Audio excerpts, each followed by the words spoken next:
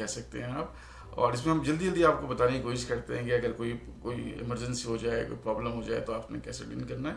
आज हम बात करेंगे नाक से खून आने के बारे में, जिसे उर्दू में नक्सीर फूटना कहते हैं और हमारी लैंग्वेज में एपिस्टैक्सिस कहते हैं इसको।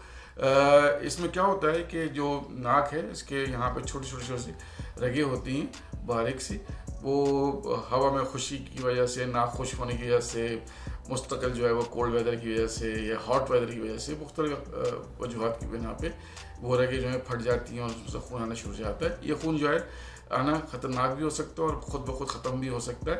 तो अगर खून आना शुरू हो जाए तो आपने करना है क्या? आपने करना ये, अच्छा पहले मैं बता दूं कि लोग बच्चों को या बड़ों को लिटा देते हैं और पीछे तर कर देते हैं इस तरह से। ऐसा नहीं करना है, क्योंकि खून जो है हलक में जाएगा, उससे उल्टी आने का चांस रहेगा। तो बेहतर है कि आप ऐसे ना करें, बल्कि अगर खड़े हैं या बैठे हैं तो थोड़ा सा आगे की तरफ बेंड करना है आपने।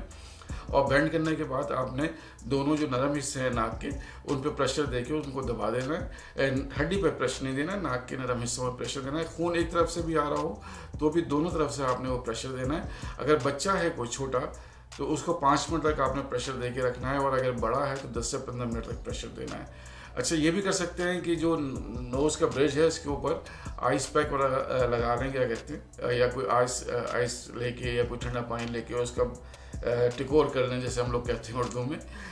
वो भी फ़ायदेमंद हो सकता है। और थोड़ी देर के लिए वो दबा के रखें प्रेशर, आगे की तरफ सर रखें 10 से 15 मिनट तक। उसके बाद ये खून रुक जाता है। लेकिन अगर खून ना रुके और खून मुस्तकिल बहता रहे तो आपने क्या करना है कि यही सारे स्टेप जो है दोबारा से रिपीट करने हैं। और इस दफ़ा जो है वो दोनों नरम हिस्से जो है नाक के, उनको 30 मिनट तक जो है वो दबा के रखना है, उस पर प्रेशर रखना है।